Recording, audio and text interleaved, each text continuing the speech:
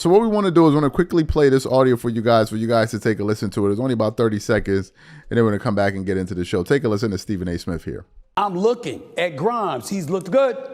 I'm looking at Isaiah Hartenstein as a reserve, giving you activity off the bench. I'm looking at Mitchell Robinson being here on the court, back on the court.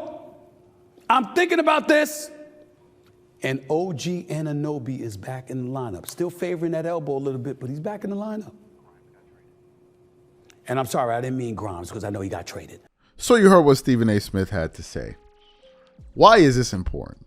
It's important for two reasons. Number one, the first reason it's important is because Stephen A. Smith gets paid $12 million per annum to predominantly talk basketball, right? And he basically proclaims himself to be the basketball guy at ESPN. That's the first thing. The second thing is you're always hollering about how hype you are about the Knicks and how the Knicks are your team and blah, blah, blah, blah, blah, blah, blah. But it seems like you don't even know some of the players on your team. Now, listen, to be fair, I'm a Clippers fan. And I know the majority of the players on the Clippers roster. Why? Because they're my team. If you ask me about other rosters, I couldn't tell you all the players on the other rosters because essentially you'd be asking me to name all 450 NBA players. Now, if you can name all 450 NBA players in the NBA, fantastic. I'm happy for you. Whatever gives you extra in life, you can go have it. You can go ahead and have it.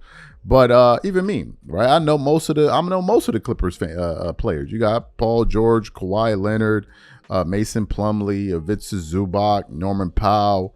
Did I say Kawhi Leonard? Terrence Mann, who else? What's the James Harden, Bones Highland, and I know the majority of Amir Kofi. I know all of them, right? I know all of them, the majority of them, right? And I'm never watching a game, and I'm like, who is that dude, right? But I don't run around hollering and screaming, and do a show every single show whenever the Clippers lose, hollering, I'm the Clipper, no. I'm a Clippers fan. I'm supporting the team, but I don't do it every day and I don't holler about it. But Stephen A. Smith does. So for you to get called out by a New York Knicks page, I think that they kind of looking at him funny style like, yo, son, I don't believe you're really a New York Knicks fan. I believe that is just something that you can add to your persona on television, that I'm a New Yorker and I'm a Knicks fan. For example, and I'll tell you another reason why. Stephen A. Smith always talks about the teams that he always hopes meets in the finals. What are those two teams? The Miami Heat and the Los Angeles Lakers. Why? Well, we all know why. Because of the women, right? That's the weather, yeah, but he's talking about the women.